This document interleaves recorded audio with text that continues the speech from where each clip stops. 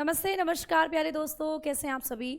उम्मीद करती हूँ आप लोग बहुत अच्छे होंगे, ज़बरदस्त और एकदम बिंदास होंगे। तो दोस्तों, मैं भावना भाटी आप सभी प्यारे साथियों का स्वागत करती हूँ आपके अपने प्यारे से परिवार रोजगार विद अंकित एप्लीकेशन। जल्दी से आप सभी प्यारे दोस्त आ जाएं, क्लास के साथ जुड़ जाएं। क्लास आपकी शुरू हो चुकी है और एक बार जो जितने भी बच्चे क्लास के साथ जुड़े हुए हैं वो मुझे बताइएगा कि आप लोग मुझे सुन पा रहे हैं या नहीं। तो सभी प्यारे दोस्तों तक आवाज़ तो डेफिनेटली पहुंच रही होगी। अगर आवाज़ से रिलेटेड कोई इशू आपको लग रहा है, फटाफट से आप मुझे बता दीजिए, उसके बाद हम लोग इस क्लास को आगे लेकर चलते हैं। तो जैसा कि आप लोगों ने कल की क्लास में हमारी जो ग्रंथि थी, है ना, बहुत सारी ग्रंथियाँ आपके शरीर में होती हैं, जिसमें से अब तक हम लोग जो ग्रंथियाँ कर चुके हैं वो कौन कौन सी हैं। हमने दिमाग की कर ली है, हमने गर्दन में कर ली है, थायराइड, पैराथायराइड, हमने थाइमस ग्लैंड कर लिया है। आज की इस क्लास में हम लोग शुरू करेंगे एक नई ग्रंथि के साथ अपने इस चैप्टर को। तो आइए भाई, एंडोक्राइन सिस्टम की ही बात चल रही है। एंडोक्राइन सिस्टम यानी कि अंतःस्त्रावी तंत्र। हम लोग अंतःस्त्रावी तंत्र के बारे में बातें कर रहे हैं। एक ऐसा सिस्टम जिसमें हम लोग बात करेंगे किसके बारे में दोस्तों, अपने शरीर के हार्मोन और ग्रंथि। तो हम लोग आज की इस क्लास में जो बात करेंगे, आज इस क्लास में हम बात करेंगे पेनक्रियाज ग्लैंड की। तो दोस्तों, बहुत इंपॉर्टेंट ग्रंथि है, एग्जाम में बहुत ज़्यादा यहाँ से क्वेश्चन बनते हैं। पेनक्रियाज ग्लैंड जिसको कहते हैं अग्नाशय ग्रंथि, ठीक है, अग्नाशय ग्रंथि के नाम से इसको जाना जाता है। इस ग्रंथि के बारे में जब हम बात करते हैं तो ये ग्रंथि आपके शरीर में कहाँ पाई जाती है या इस ग्रंथि को किस नाम से जाना जाता है। तो एक पॉइंट लिखेंगे हम लोग कि शरीर की एकमात्र मिश्रित ग्रंथि है। शरीर की एकमात्र एकमात्र मिश्रित ग्रंथि के नाम से ये जानी जाती है, ठीक है, मिश्रित ग्रंथि है। ये क्वेश्चन आपको आ सकता है पेपर में कि शरीर की एकमात्र मिश्रित ग्रंथि कौन सी है, ठीक है। क्लास कनेक्ट नहीं है, कनेक्ट तो होगी बेटा क्लास। एक बार बताएं सभी दोस्त, क्लास आपको दिखाई दे रही है क्या?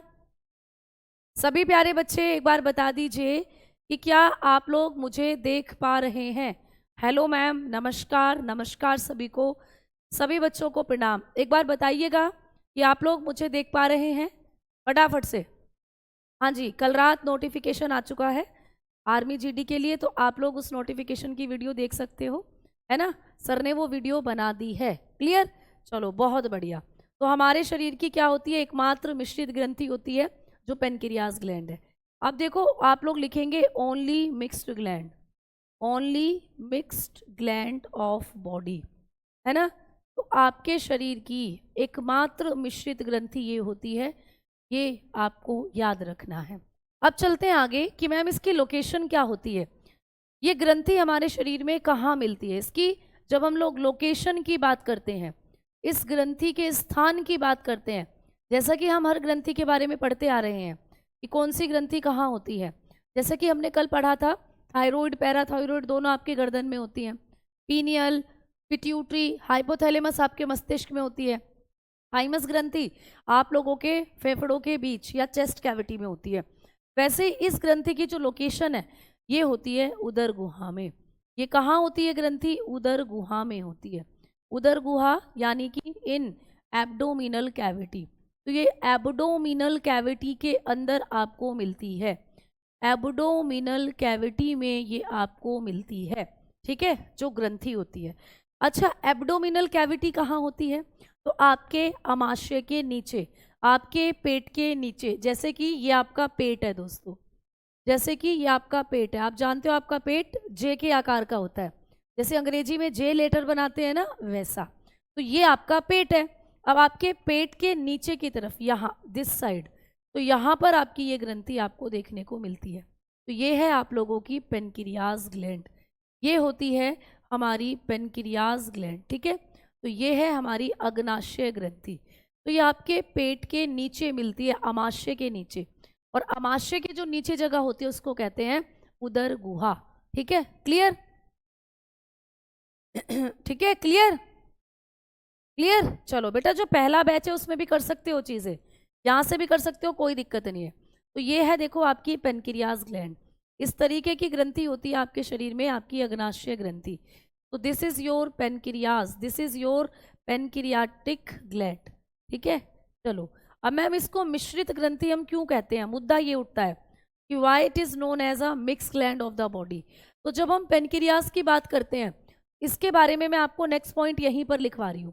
ठीक है, हम लोगों ने दो इसके पॉइंट लिख लिए हैं, तीसरा पॉइंट यहाँ लिखवा रही हूँ कि भाई इसको हम लोग मिश्रित ग्रंथि क्यों कहते हैं, क्योंकि एक ऐसी ग्रंथि है जो पाचक रस भी बनाती है और हार्मोन भी बनाती है। तो मैंने कहा था ना कि बाह्य स्रावी ग्रंथियां क्या काम करती हैं, फटाफट से बताओ सारे दोस्त। अगर मैं बाह्य स्रावी ग्रंथि की बात करूं, अगर मैं बात करूं कि आपके शरीर में जो बाह्य स्रावी ग्रंथि होती है वो क्या करती हैं, ये सारे पॉइंट आप लोग अभी समझेंगे। ठीक है, बाह्य स्रावी ग्रंथियों का क्या काम होता है आपके शरीर में, एक्सोक्राइन ग्लैंड जो होती हैं इनका क्या काम होता है, जल्दी से बताओ। एक्सोक्राइन ग्लैंड का क्या काम होता है, और दूसरी ग्रंथि होती है अंतःस्रावी ग्रंथियां, इनका क्या काम होता है। अंतःस्रावी ग्रंथि आपके शरीर में क्या करती है, इनका क्या काम होता है, ये आपको पूछ लेता है। ठीक है, एंडोक्राइन ग्लैंड कहते हैं जिसको, एंडोक्राइन ग्लैंड। ठीक, तो इनका क्या काम होता है। तो आप कहेंगे कि जो बाह्य स्रावी ग्रंथियां हैं, है ना, आज फिजिक्स का क्लास क्यों नहीं हुआ था बेटा, उस बारे में तो शायद मुझे इन्फॉर्मेशन नहीं है। ठीक है, अब जल्दी से बताओ कि ये क्या काम करती है। बाह्य स्रावी ग्रंथियों का काम पाचक रस बनाना, बहुत बढ़िया।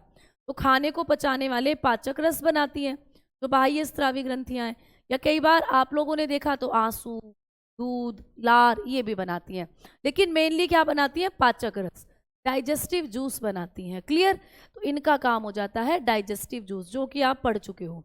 जबकि जब हम अंतःस्रावी की बात करते हैं तो ये बनाती है हार्मोन, इनका काम होता है हार्मोन्स बनाना। ये आपके शरीर में क्या करती हैं, हार्मोन्स बनाती हैं। ठीक है, क्लियर। अब ये जो आप लोगों की पेनक्रियाज होती है ये है मिश्रित ग्रंथि। वही पेनक्रियाज को हम लोग क्या कहते हैं, मिश्रित के नाम से ये जानी जाती है। ये है मिक्स्ड। तो मैम ये मिक्स्ड क्यों है, ये मिक्स्ड इसलिए है क्योंकि ये दोनों की तरह काम करती है। ये बाह्य स्रावी की तरह पाचक रस भी बनाती है और अंतःस्रावी की तरह हार्मोन भी बनाती है। तो ये दोनों काम करती है, इसीलिए इसको हम लोग मिश्रित ग्रंथि कहते हैं। तो आप लोग लिखोगे कि यह पाचक रस और हार्मोन दोनों बनाती है, पाचक रस तथा हार्मोन। ठीक है, तथा हार्मोन दोनों बनाने का काम करती है, हार्मोन्स दोनों का स्त्रवण करती है। ठीक है, दोनों का स्त्रवण करती है, इसीलिए इसको हम लोग क्या कहते हैं, दोनों का स्त्रवण करती है, इसीलिए इसको हम लोग किस नाम से जानते हैं, इसको मिश्रित ग्रंथि कहते हैं। तो आप लोग बताओगे it secret both, it secreted both, ये दोनों को सीक्रेटेड करने का, सीक्रेट करने का काम करती है। डाइजेस्टिव जूस भी बनाती है, खाने को पचाने वाले रस, ठीक है, डाइजेस्टिव जूस भी बनाएगी एंड हार्मोन भी बनाएगी। इसीलिए इस ग्रंथि को हम लोग कहते हैं मिश्रित ग्रंथि, क्योंकि ये दोनों ग्रंथियों की तरह काम करती है। इस पॉइंट को लिखना है, इस पॉइंट को लिखना है। इस पॉइंट को आप पहले ही लिख चुके हो, समझ चुके हो, बस मैंने समझाने के लिए आपको बताया है। ठीक है, क्लियर। ठीक है, हाँ, इसकी खोज लैंगरहैंस ने करी थी प्रिंस, बिल्कुल वो भी बात लिखेंगे हम। ठीक है, तो इसीलिए इसको हम लोग क्या कहते हैं, मिश्रित ग्रंथि के नाम से इसको जानते हैं। क्लियर हो गई बात, क्लियर। चलो अब चलते हैं आगे की तरफ, और अब हम लोग बात करते हैं कि ये जो आप लोगों की पेनक्रियाज ग्लैंड होती है इसके बारे में चौथा पॉइंट कौन सा होगा। चौथा पॉइंट ये होगा कि इस ग्रंथि की खोज, जैसा कि अभी एक बच्चे ने बताया, इस ग्रंथि की जो खोज है मैम वो किसने करी, तो लैंगरहैंस ने करी, बिल्कुल। तो इस ग्रंथि को जो डिस्कवर करने का जो कार्य किया था वो एक साइंटिस्ट है जिनका नाम था लैंगरहैंस। ठीक है, लैंगरहैंस। तो लैंगरहैंस नाम के साइंटिस्ट थे जिन्होंने इस ग्रंथि की खोज करी थी। Clear, Langerhans. तो लैंगरहैंस नाम के साइंटिस्ट ने इसको खोजा। अब लैंगरहैंस नाम के साइंटिस्ट ने इस ग्रंथि में एक क्या करा दोस्त, कोशिकाओं के गुच्छे भी देखे थे। तो इस ग्रंथि के अंदर पाई जाती हैं लैंगरहैंस की दीपिकाएं। तो अब हम लोग लिखने वाले हैं अगला पॉइंट कि अग्नाशय ग्रंथि में, आप लोग बताओगे भाई अग्नाशय ग्रंथि में, ग्रंथि में वो अलग अलग कोशिकाओं के गुच्छे पाए जाते हैं, है ना। अलग अलग अलग अलग प्रकार की कोशिकाओं के गुच्छे, अलग अलग प्रकार की कोशिकाओं के गुच्छे पाए जाते हैं, प्रकार की कोशिकाओं के गुच्छे पाए जाते हैं। ठीक है, तो अलग अलग प्रकार की कोशिकाओं के गुच्छे पाए जाते हैं दोस्त। ठीक है, इन गुच्छों को हम लोग क्या कहते हैं? इन्हें हम लोग लैंगरहैंस की दीपिकाएं कहते हैं, पाए जाते हैं। ये पूछा जाता है, जिन्हें हम लोग किस नाम से जानते हैं? जिन्हें लैंगरहैंस की दीपिकाएं कहते हैं। जिन्हें क्या कहते हैं? लैंगरहैंस की दीपिकाएं। ये क्वेश्चन आता है पेपर में। ठीक है, लैंगरहैंस की दीपिकाएं कहते हैं, ये पेपर में क्वेश्चन आता है, जिसको हम स्टार लगाकर लिखेंगे, क्योंकि ये आपको एग्जामिनेशन में पूछा गया प्रश्न है कि कौन सी ग्रंथि में लैंगरहैंस की दीपिकाएं पाई जाती हैं। RWA बुक सेक्शन कमेंट निकल गया। ठीक है, clear? The pancreas is a vital glandular organ in the abdomen, acting as both an endocrine and exocrine gland. बिल्कुल सही बात, अभी पिछली स्लाइड में हमने वही पढ़ा था प्यारे दोस्त। ठीक है, क्लियर? चलो अब हम लोग बात करते हैं कि इसको इंग्लिश में लिख लेते हैं। ठीक है, इन दिस ग्लैंड, आप बताओगे इन पैनक्रियाज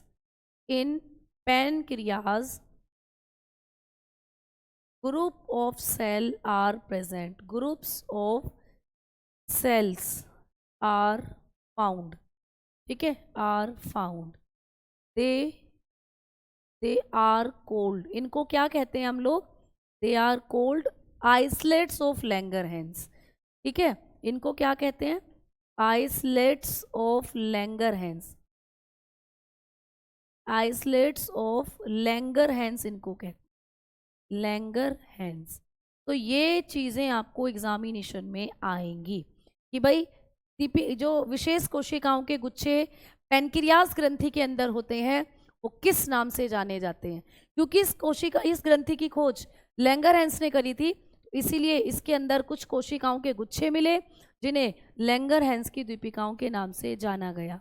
ठीक है, जैसे कि अगर मैं आपको बताऊं यहाँ पर कि ये आपकी ग्रंथि है पैनक्रियाज, है ना। This is your pancreas gland, एक लीफ की तरह होती है, लग रही है ना जैसे एक पत्ती हो, तो ये किसके समान नजर आती है? पत्ती के समान। ये ऐसी ग्रंथि है जो आपको लीफ लाइक नजर आती है, जैसे कोई लीफ होती है, लीव लाइक। ठीक है, ये कैसी दिखती है आपको? लीफ लाइक दिखती है, पत्ती के समान। अब इसमें अगर आप देखोगे तो अलग अलग कोशिकाओं के गुच्छे मिलेंगे ऐसे ऐसे। ठीक है, अलग अलग तरीके की इसके अंदर ऐसे कोशिकाओं के गुच्छे आपको देखने को मिलते हैं। तो इन अलग अलग तरीके की कोशिकाओं के गुच्छों को हम किस नाम से जानते हैं, ये आपको एग्जामिनेशन में आएगा। तो हम बताते हैं कि मान लीजिए जैसे ये हो जाती हैं बीटा सेल, ठीक है, बीटा कोशिका। मान लीजिए ये हो जाती हैं गामा सेल, ठीक है। मान लीजिए ये हो जाती हैं अल्फा सेल, है ना, और ये हो जाती हैं एफ सेल। इस तरीके से इनमें अलग अलग कोशिकाओं के गुच्छे पाए जाते हैं। इन सब कोशिकाओं को मिलाकर ही कहते हैं लैंगरहैंस की दीपिकाएं। तो आइए अब मैं आपको बताती हूं कि लैंगरहैंस की दीपिकाएं जो होती हैं, लैंगरहैंस की जो दीपिकाएं होती हैं, इनमें कौन कौन सी कोशिकाएं आपको आती हैं। लैंगरहैंस की दीपिकाएं, islets of Langerhans, islets of Langerhans. तो जो लैंगरहैंस की दीपिकाएं हैं, इनमें कौन कौन से आप लोगों को प्यारे बच्चों जो कोशिकाएं हैं वो देखने को मिलती हैं, पूछा जाता है। तो सबसे पहले इनमें पाई जाती हैं अल्फा सेल, सबसे पहली कोशिका होती है अल्फा कोशिका, है ना, अल्फा कोशिका। ठीक, अल्फा कोशिका। फिर होती है दोस्तों बीटा कोशिका, अल्फा बीटा ये सब इसी में पाई जाती है, बीटा कोशिका। क्लियर? दूसरी कोशिका कौन सी? बीटा कोशिका।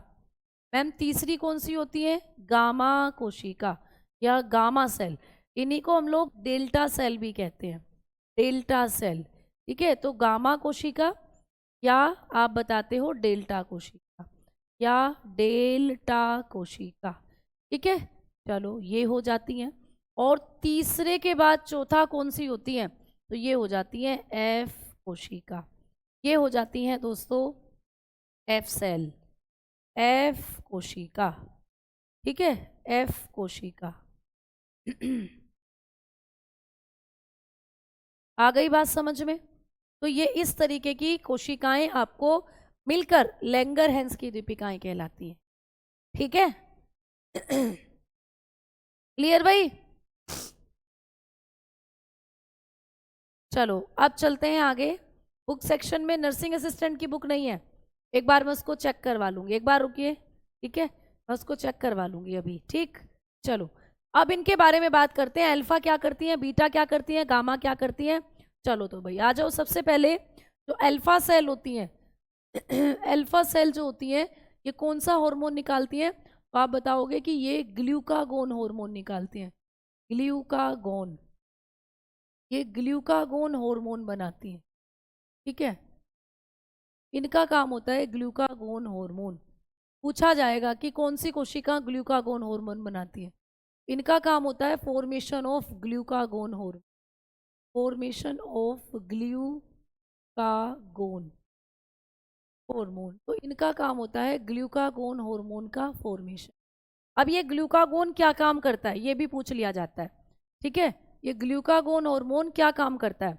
अगर हम लोग इस ग्लूकागोन के फंक्शन की बात करते हैं, इस ग्लूकागोन हार्मोन के कार्य की बात करते हैं, तो ये एक ऐसा हार्मोन है जो आपकी बॉडी के अंदर जो ग्लूकोज लेवल है जब वो बहुत कम हो जाता है तो उसको बढ़ाने का काम करता है।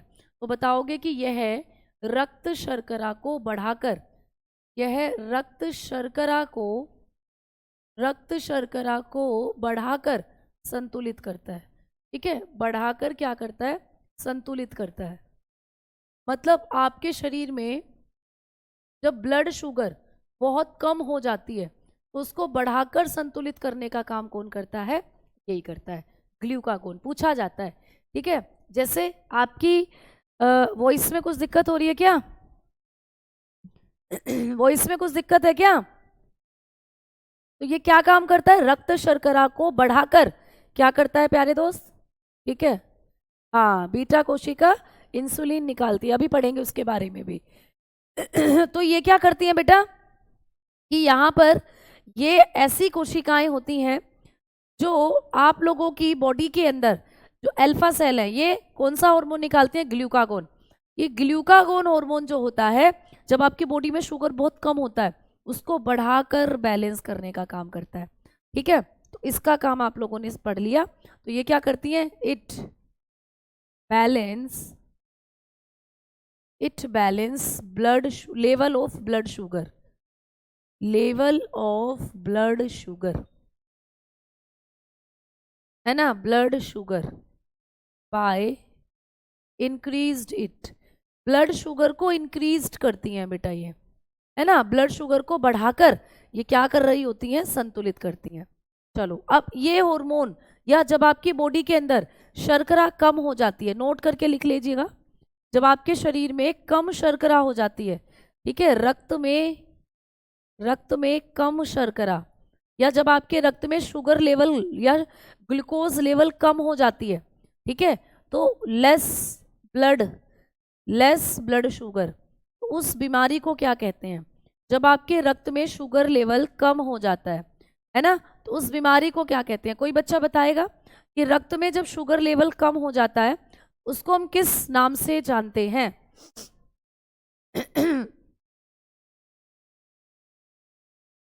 जल्दी बताओ।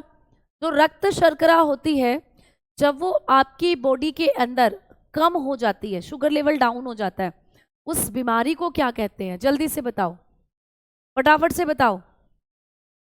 वो इसमें क्या दिक्कत आ रही है भाई? साउंड में प्रॉब्लम?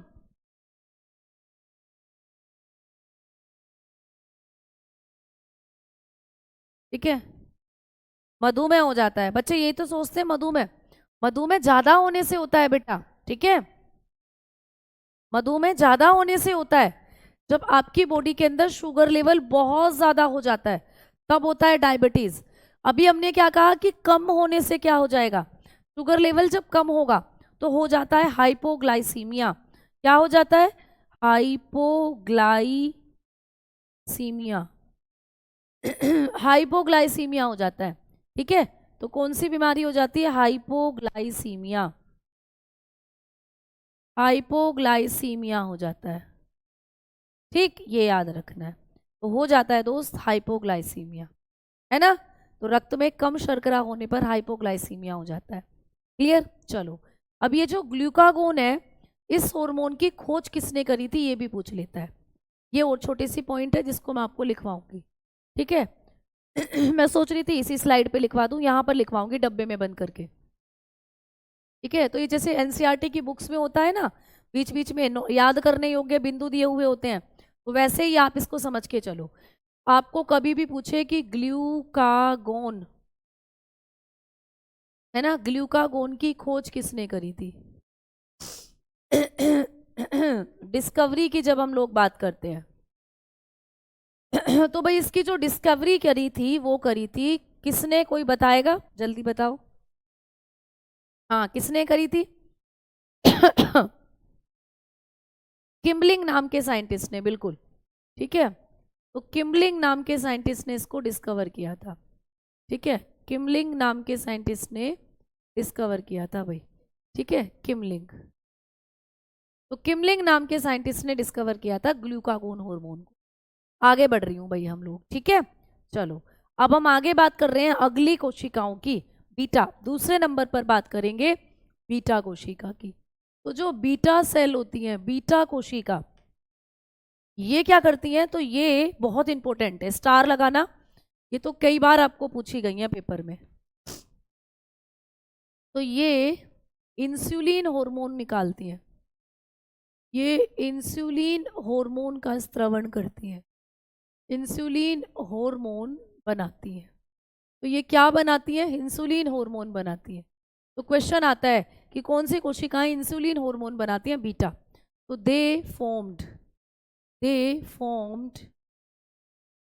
Insulin hormone. ठीक है, इंसुलिन हार्मोन, तो ये क्या बनाती है, इंसुलिन हार्मोन बनाने का काम करती है। ठीक है, क्लियर। अब बात करते हैं कि इंसुलिन क्या काम करता है ना। इंसुलिन जो इंसुलिन होता है इसका फंक्शन आपको पूछ लेता है, या इंसुलिन की डिस्कवरी आपको पूछ लेता है। ठीक है, वैसे ही आपको यहाँ पर भी मैं बता रही हूँ कि इंसुलिन की खोज किसने करी, ये पूछा जा सकता है। इंसुलिन की जो खोज है वो करी थी बेंटिंग नाम के साइंटिस्ट ने। किसने, बेंटिंग। ठीक है, तो बेंटिंग नाम के साइंटिस्ट थे जिन्होंने इंसुलिन को डिस्कवर किया था, बेंटिंग। क्लियर। अब जो इंसुलिन है इसका वर्क क्या होता है, तो इंसुलिन होता है, इसका कार्य क्या होता है भाई, इंसुलिन क्या काम करता है आपके बॉडी के अंदर। तो ये वो आप लोगों का हार्मोन है जो रक्त शर्करा को घटाकर कंट्रोल करता है। देखो ग्लूकागोन क्या कर रहा था, रक्त शर्करा को बढ़ा रहा था जब रक्त शर्करा कम हो रही थी, और ये क्या करता है इंसुलिन, रक्त शर्करा जब ज्यादा होती है तो उसको घटाकर बैलेंस करता है। इस तरीके से दोनों बैलेंस करते हैं ब्लड शुगर को। तो आप लोग बताओगे कि यह है रक्त शर्करा को,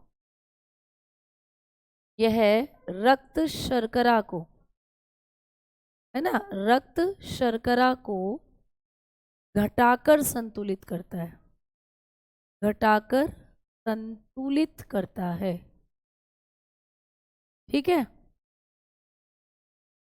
तो ये रक्त शर्करा को घटाकर संतुलित करता है। तो बताओगे इट बैलेंस ब्लड शुगर, है ना, it balance blood sugar, blood sugar bye increased it, by increased it। तो ये ब्लड शुगर को सॉरी बाय डिक्रीज्ड इट, क्योंकि घटा रहा है ना, हाँ, बाय डिक्रीज्ड इट। तो भाई डिक्रीज्ड करके ब्लड शुगर को घटाता है आपकी बॉडी के अंदर, है ना। अब जब इसकी इंसुलिन की कमी हो जाती है हमारे शरीर में, तो तब कौन सी दिक्कत हो सकती है बताओ। जैसे ग्लूकागोन कम हो गया, या आपकी बॉडी के अंदर जो शर्करा लेवल है वो कम हो गया, तो हमारी बॉडी में क्या हो जाता है, हाइपोग्लाइसीमिया यानी लो शुगर, रक्त शर्करा कम हो जाती है। लेकिन जब आपकी बॉडी के अंदर रक्त शर्करा अधिक हो जाती है तो क्या हो जाता है, जब आपकी बॉडी में रक्त शर्करा अधिक हो जाती है ना, अधिक होना, तो रक्त शर्करा जब आपकी बॉडी में अधिक हो जाती है तो कौन सी बीमारी हो जाती है, तो आप बताओगे इंक्रीज्ड ब्लड शुगर। आपकी बॉडी में जब इंक्रीज कर जाता है ब्लड शुगर, उस बीमारी को कहा जाता है शुगर या मधुमेह। ये है भाई जिसको आप लोग मधुमेह के नाम से जानते हो। तो जो बच्चे बता रहे थे ना मधुमेह, मधुमेह रक्त शर्करा के ज़्यादा होने से होता है, तो ये होगा यहाँ पर आप लोगों का क्या, मधुमेह रोग। ठीक है, तो रक्त शर्करा जब ज़्यादा हो जाती है तो कौन सी बीमारी हो जाती है, मधुमेह रोग हो जाता है। मधुमेह जिसको हम कहते हैं डायबिटीज़, डायबिटीज़। ठीक है, जिसको हम लोग क्या कहते हैं दोस्त, डायबिटीज़ कहते हैं, है ना। तो फिर हो जाता है हम लोगों को डायबिटीज़। क्लियर है ना। चलें आगे। अब जब आप लोगों को पेपर में क्वेश्चन बनेगा कि ये जो इंसुलिन होता है, इस इंसुलिन से एक और पॉइंट आपको पेपर में बनेगा कि हम लोग जब आर्टिफिशियल इंसुलिन को बनाते हैं, आर्टिफिशियल इंसुलिन किसके द्वारा बनाया जाता है। ठीक है, आपको पूछा जाएगा कि कृत्रिम इंसुलिन किससे बनाया जाता है। यहाँ लिख दूं डब्बे में बंद करके, एक ही स्लाइड पर इंसुलिन से रिलेटेड सारे फैक्ट। तो जब हम लोग कृत्रिम इंसुलिन को बनाते हैं, है ना, जब हम लोग क्या करते हैं, कृत्रिम इंसुलिन को बनाते हैं, आर्टिफिशियल कृत्रिम इंसुलिन तो कृत्रिम इंसुलिन यानी आर्टिफिशियल, जब किसी को शुगर हो जाता है तो उसको इंजेक्शन लगाए जाते हैं फिर इंसुलिन के। भाई उसके शरीर में तो इंसुलिन बन नहीं रहा, तो उसको बाहर से इंसुलिन दिया जाएगा इंजेक्शन के थ्रू। तो आर्टिफिशियल इंसुलिन जब हम बनाते हैं तो कैसे बनाते हैं ये पूछ लिया जाता है। आर्टिफिशियल इंसुलिन डहेलिया से बनाया जाता है। ठीक है, डहेलिया, डहेलिया के कंद से, एक कंद से। ठीक है, डहेलिया एक पौधा होता है, उसके कंद से। तो tuber of dahlia, tuber of dahlia. तो ये पूछा जा सकता है आपको पेपर में कि आर्टिफिशियल इंसुलिन कैसे बनाते हैं, तो डहेलिया के कंद से बनाते हैं। पूरा लिख दिया लो मैं। ठीक है, डहेलिया के कंद से बनाते हैं। समझ में आ गई बात, क्लियर है ना बेटा। फॉर्म नोटिफिकेशन कल आर्मी जीडी का तो आ गया है, जल्दी नर्सिंग का भी आ जाना चाहिए। ठीक है, या मेरे ख्याल से आ गया हो, शायद मैं देख नहीं पाई हूँ, रात 12 बजे के आसपास वो आया। सिर्फ मुझे खबर तो मिल गई थी लेकिन मैं उसको देख नहीं पाई हूँ अभी नोटिफिकेशन को। क्लास तैयार कर रही थी सुबह और रात 12 बजे के आसपास आया, तो उस टाइम पर मैं नींद में थी। ठीक है, चलो आओ अब इधर देखते हैं। तो यहाँ सर ने वीडियो बनाई है, धर्मेंद्र सर ने वीडियो बना दी है। अब देखो यहाँ पर जब हम लोग बात करते हैं इंसुलिन की तो इंसुलिन जो होता है ये एक पोषक तत्व की मतलब एक पोषक तत्व चाहिए इंसुलिन को कार्य करने के लिए। तो नोट कर कर एक चीज लिखेंगे कि इंसुलिन के कार्य करने के लिए, ये पूछा गया प्रश्न है कई एग्जाम्स के अंदर और आपकी पेपर के अंदर भी आ चुका है। ठीक है, तो नोट डालकर एक चीज लिखेंगे कि इंसुलिन को एक्टिव रहने के लिए, इंसुलिन को क्रियाशील रहने के लिए, क्रियाशील रखने के लिए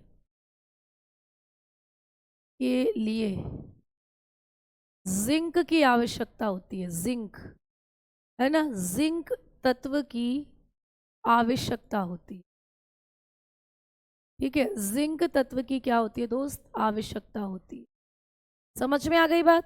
तो आप लोग बताओगे for functioning of insulin, for the functioning, for the functioning of insulin, zinc is required। तो भाई किसकी जरूरत होती है दोस्तों, जिंक की आवश्यकता होती है। क्लियर हो गया पॉइंट। अब हम चल रहे हैं आगे की तरफ। तो इतनी चीजें आपको पढ़नी है अल्फा सेल से। अब तीसरे प्रकार की कोशिकाओं की तरफ अब हम लोग बढ़ रहे हैं जो कि है गामा या डेल्टा सेल, है ना, गामा या डेल्टा सेल। तो गामा और डेल्टा सेल की तरफ अब हम लोग बढ़ेंगे। ये क्या काम करती हैं? तो गामा या डेल्टा सेल जो होती हैं ये ऐसी कोशिकाएं होती हैं जो कि सोमैटोस्टेटिन हार्मोन निकालती हैं। तो ये भी एक हार्मोन निकालते हैं, तो बताओगे ये सोमैटोस्टेटिन, सोमैटोस्टेटिन, सोमैटोस्टेटिन हार्मोन बनाती हैं। पूछा जा सकता है कि कौन सी कोशिकाएं हैं जो सोमैटोस्टेटिन हार्मोन बनाती हैं। तो ये होती हैं भाई डेल्टा सेल या गामा सेल। तो ये क्या काम करती है? Formation of somatostatin. इनका काम होता है फॉर्मेशन ऑफ सोमैटोस्टेटिन। तो ये सोमैटोस्टेटिन हार्मोन बनाने का काम करती हैं। ठीक है, ये सोमैटोस्टेटिन हार्मोन का फॉर्मेशन करती हैं। अच्छा, अब बात ये है कि ये सोमैटोस्टेटिन क्या काम करता है हमारे शरीर में। तो सोमैटोस्टेटिन जो होता है ये वृद्धि रोधक हार्मोन है बेटा। तो आप बताओगे कि यह है एक वृद्धि रोधक हार्मोन होता है, ये आपकी वृद्धि रोक देता है। ठीक है, यह एक वृद्धि रोधक हार्मोन है। वृद्धि रोधक, आपको पेपर में क्वेश्चन आएगा कि मानव शरीर में कौन सा हार्मोन एक वृद्धि रोधक हार्मोन है। मतलब आप जब लड़कियां 15 साल तक की हो जाती हैं तो लड़कियों की हाइट रुक जाती है फिर, है ना, और लड़के जब 18 साल के हो जाते हैं उनकी हाइट रुक जाती है। तो वो हाइट उस एज में जाकर क्यों रुक गई है, अब हम क्यों हाइट नहीं बढ़ पा रही है हमारी, तो यही हार्मोन फिर आपकी पेनक्रियास से सीक्रेट होने लगता है और ये हार्मोन आपकी ग्रोथ को फिर रोक देता है, उसी वजह से ग्रोथ नहीं हो पाती है। ठीक है, तो ये क्या करता है, इट इज, आप लोग लिखोगे it is a growth inhibitor. ठीक है, it is a growth inhibitor. ये क्या है? ग्रोथ इनहिबिटर की तरह काम करता है। समझ में आ गई बात? क्लियर? अच्छा, अब आ जाओ ये हो गया सोमैटोस्टेटिन या डेल्टा सेल के बारे में अब आगे बात करते हैं हम लोग। एक सेकेंड रुकना भाई।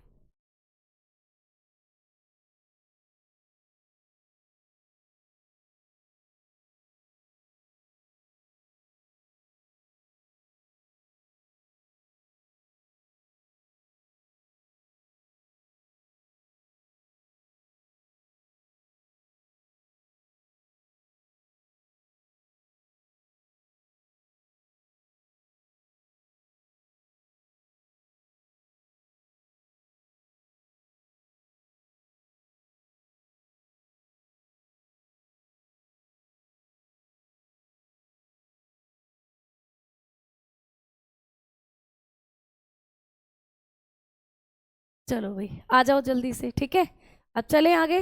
तो अब आप लोगों को देखो यहाँ पर जो एक ये वृद्धि हार्मोन है आपकी ग्रोथ को रोकने वाला हार्मोन होता है, आपकी ग्रोथ रोक देता है ये हार्मोन जो होता है। ठीक है हाँ, अ, अब चलो आगे की तरफ बढ़ते हैं हम लोग। अब हम लोग बात करेंगे कि अगला जो यहाँ पर सेल है वो कौन सी होती है। अगली चौथे नंबर पर जो होती हैं वो होती हैं, आप बताते हैं कि एफ सेल। ठीक है, एफ सेल यानी एफ कोशिका, वो होती हैं प्यारे दोस्त एफ कोशिका। क्लियर? तो वो आपकी एफ कोशिका हो जाती है। अच्छा, कभी कभी क्या होता है कि आप स्टूडेंट्स की जो लाइफ है वो तो होती ही है, मतलब आपको अपनी पढ़ाई पर ध्यान देना पड़ता है, कोई रिश्तेदार से नहीं मिल पाते हो, किसी शादी के फंक्शन में नहीं जा पाते हो। ठीक है, हम टीचर्स के साथ भी अब वैसा ही होता है।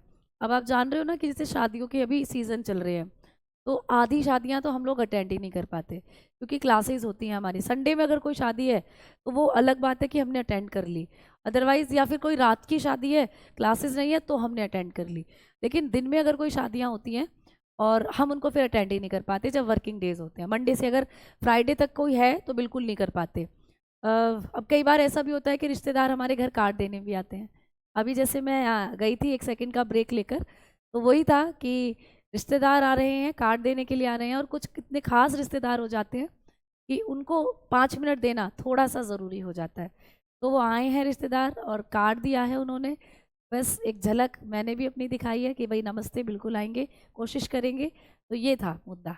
ठीक है, चलो आओ तो आगे बढ़ते हैं और बात करते हैं। तो आप अपनी शिक्षा के लिए पूरी तरीके से समर्पित हैं? और हमारी जो RWA टीम है वो आपके लिए पूरी तरीके से समर्पित है। तो जितनी मेहनत आप करेंगे उतने आगे जाएंगे, और जितना अच्छा रास्ता हम आपको दिखाएंगे शायद आप मंजिल तक उतनी जल्दी पहुंच पाएंगे, है ना।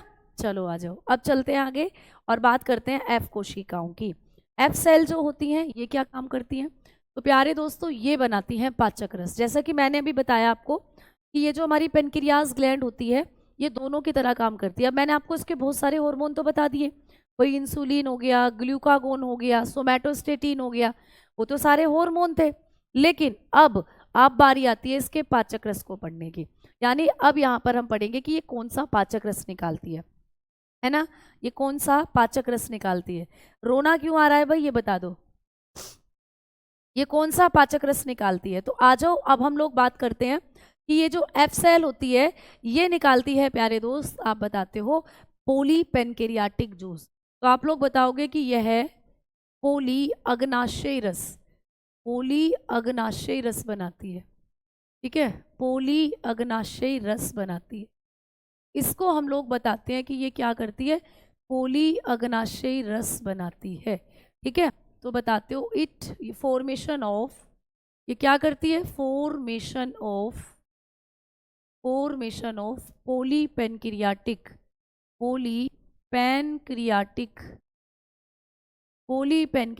जूस। तो ये बनाती है भाई पोली पेनक्रियाटिक जूस।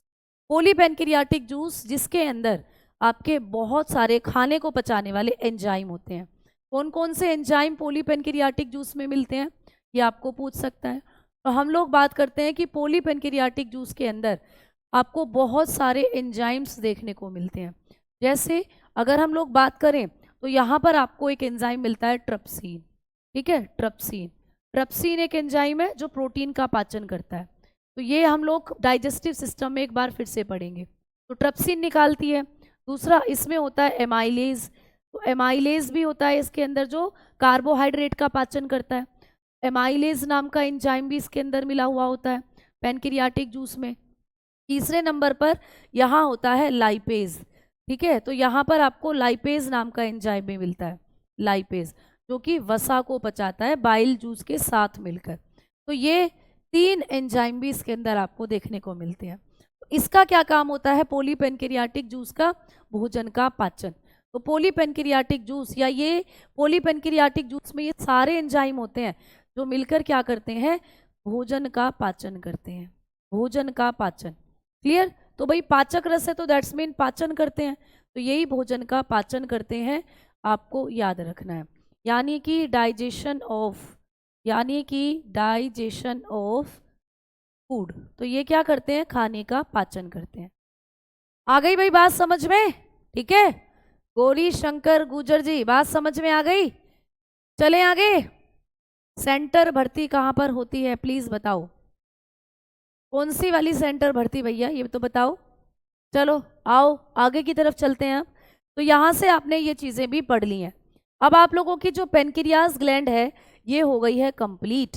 अब हम चलते हैं आपके शरीर की एक और वन मोर इम्पोर्टेंट ग्लैंड जिसका नाम है आप लोगों की अधिवृक्क ग्रंथि। तो भाई आ जाइए अगली ग्रंथि की तरफ चलते हैं जिसका नाम है अधिवृक्क ग्रंथि, जिसको हम लोग क्या कहते हैं, जिसको कहते हैं एड्रेनल ग्लैंड।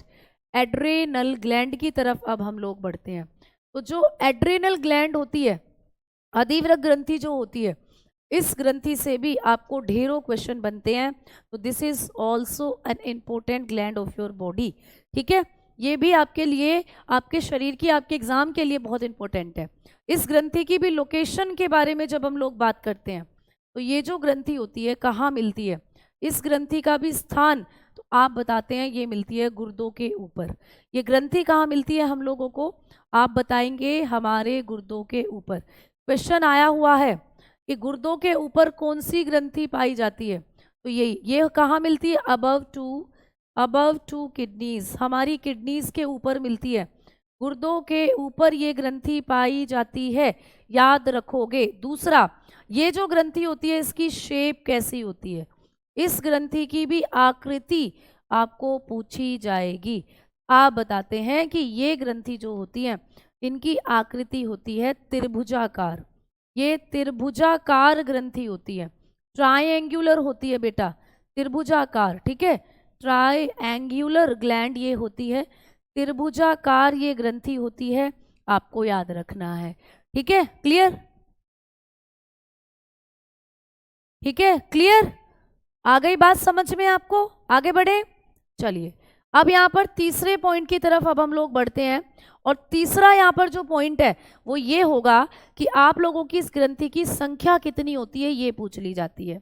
इस ग्रंथि का नंबर कितना होगा, ये पूछ लिया जाता है। इस ग्रंथि की जब हम संख्या की बात करते हैं तो यहाँ पर आप लोग बताएंगे कि इस ग्रंथि की जो संख्या होती है वो 2 होती है, यानी एक जोड़ी। ये ग्रंथि होती है दोस्त एक जोड़ी, 1 पेयर, ठीक है, 1 पेयर, एक जोड़ी होती है इस ग्रंथि की संख्या। टोटल कितनी होती है बेटा, 2 होती हैं, है ना? हाँ, है ना? ये जीडी की क्लास बेटा नहीं है, नर्सिंग असिस्टेंट के लिए है क्लास आपकी, ये जीडी के लिए नहीं है, ठीक है। क्लियर, ठीक है बेटा। चलो अब आ जाओ, आगे की तरफ बढ़ते हैं। अब हम लोग बढ़ेंगे कि देखो बहुत से बच्चों के डाउट है फिजिकल को लेकर कि मुझे चश्मा लगा है ये दिक्कत है, मेरी हाइट इतनी कम है ये दिक्कत है, मेरे सर्जरी हुई है ये दिक्कत है। तो बेटा मैंने आपको बताया ना कि हम लोगों का एक चैनल बना हुआ है RWA फिजिकल गुरु के नाम से, RWA फिजिकल गुरु, ठीक है। ये चैनल है हमारा, यूट्यूब चैनल है ना, ये यूट्यूब चैनल है दोस्त।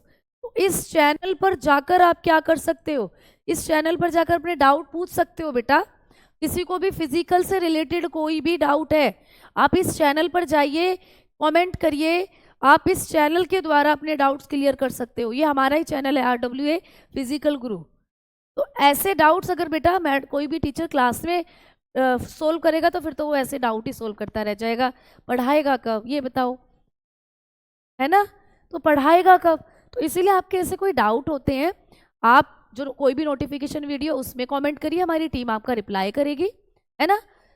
लेकिन फिर भी आप चाहते हो तो ये चैनल है हमारा, इसमें सर की वीडियोस आती रहती हैं, इंटरव्यूज आते रहते हैं, सर इन सब के बारे में आपको बताते रहते हैं और आप वहाँ भी वीडियो पर कमेंट डाल सकते हो, ठीक है। क्लियर, चलो अब आ जाओ, अब चलते हैं आगे की तरफ। अब हम बढ़ रहे हैं कि यहाँ पर ये जो ग्रंथि होती है कैसी होती है, तो देखो ये आपके गुर्दों के ऊपर है और ये रही देखो आप लोगों की एड्रेनल ग्लैंड, और ये कुछ कुछ कैसी लगती है जैसे ट्राइएंगुलर। तो एड्रेनल ग्लैंड जो होती है ये आप लोगों की कहाँ होती है, गुर्दों के ऊपर, अधिवृक्क ग्रंथि। अब इस अधिवृक्क ग्रंथि के बारे में आपको क्वेश्चन आते हैं कि ये ग्रंथि कितने भागों में बटी हुई होती है। तो ये जो अधिवृक्क ग्रंथि है ना, ये 2 भागों में बटी हुई होती है दोस्तों। इस ग्रंथि के बारे में अगर हम बात करें, इस ग्रंथि के 2 पार्ट होते हैं, समझना मैं यहाँ पे बना रही हूँ, ठीक है। मान लो ये आपकी अधिवृक्क ग्रंथि है, ट्रायंगुलर होती है। अब इसी ग्रंथि के होते हैं 2 पार्ट। इस ग्रंथि के कितने पार्ट होते हैं दोस्तों, 2 पार्ट होते हैं। देखना कौन कौन से 2 पार्ट होते हैं, ठीक है। देखो अब इस ग्रंथि का ये जो आपको बाहर का पार्ट नजर आ रहा है, थोड़ा सा डार्क कर लें,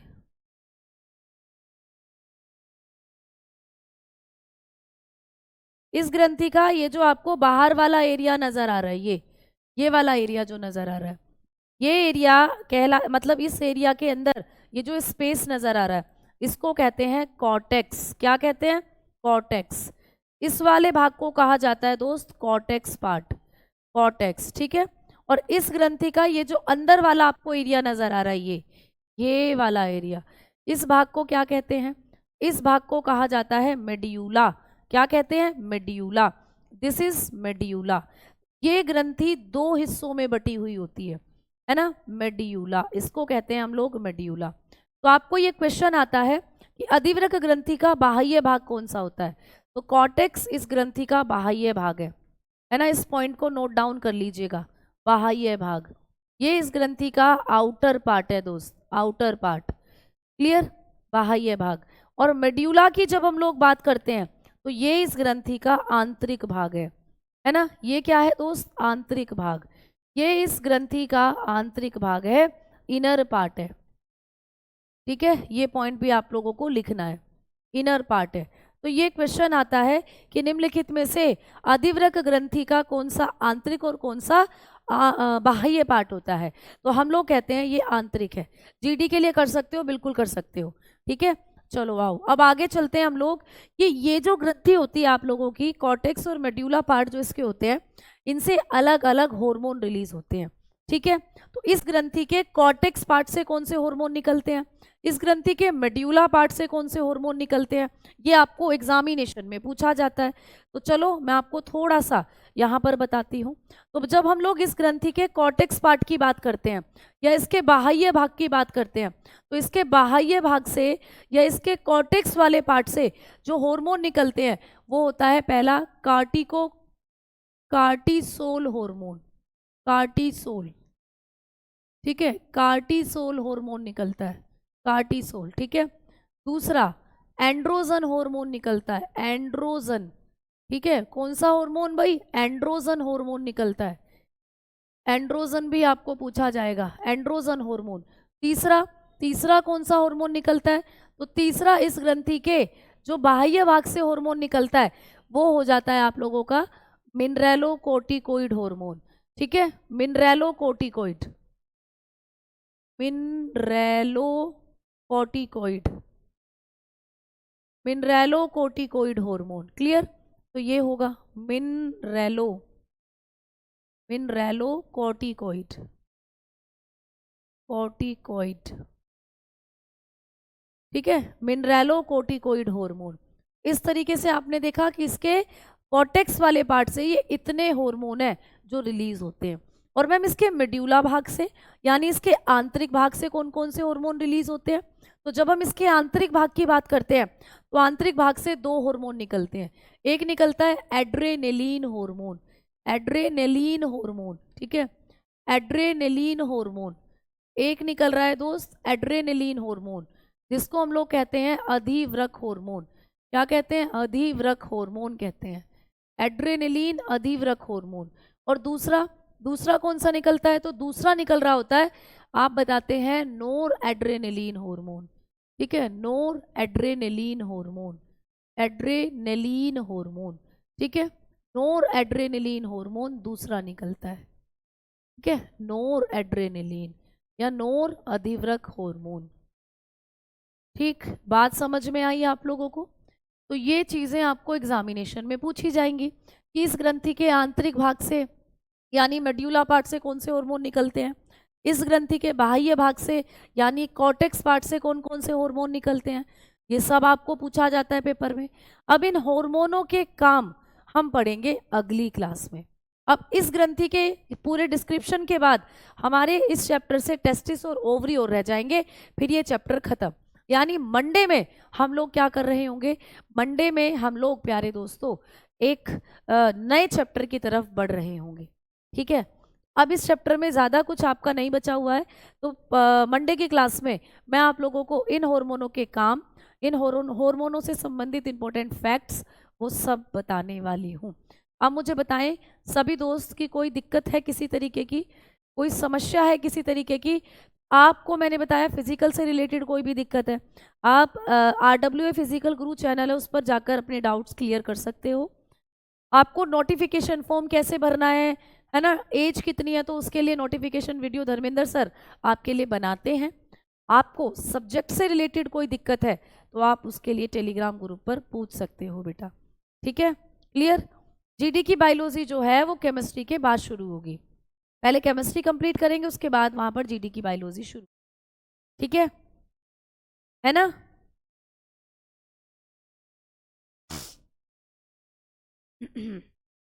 रेनिन किस में होता है, रेनिन आप लोगों के पेट में होता है जो कि आप पाचन तंत्र में पढ़ते हो। इसमें रेनिन एक एंजाइम है, एक हार्मोन नहीं है। और रेनिन हार्मोन जो होता है वो आपके गुर्दों से निकलता है, किडनी से, तो उसको भी अभी हम पढ़ेंगे, बताएंगे आपको, ठीक है। कल सैटरडे है, कल मेरी क्लास नहीं होगी, मैंने बताया था कि ये क्लास मंडे टू फ्राइडे होगी। जब मुझे लगेगा कि सैटरडे में आपका सेशन लेना चाहिए तो मैं ज़रूर लूँगी, कल नहीं होगा बिल्कुल, इस कल संडे मतलब आने वाले सैटरडे में नहीं होगा, कोशिश करेंगे नेक्स्ट सैटरडे में लें आपका जो सेशन है। अब क्लास मंडे में ही होगी, ठीक है ना, क्लियर। आपकी क्लास कॉलेज से ले रहे हैं तो बेटा बहुत बहुत शुक्रिया, बस ऐसे ही पढ़ते चलो, ऐसे ही आगे बढ़ते रहो तो आपका सिलेक्शन ज़रूर होगा। अब हम मिलेंगे कल मंडे की क्लास में। जय हिंद, जय भारत दोस्तों।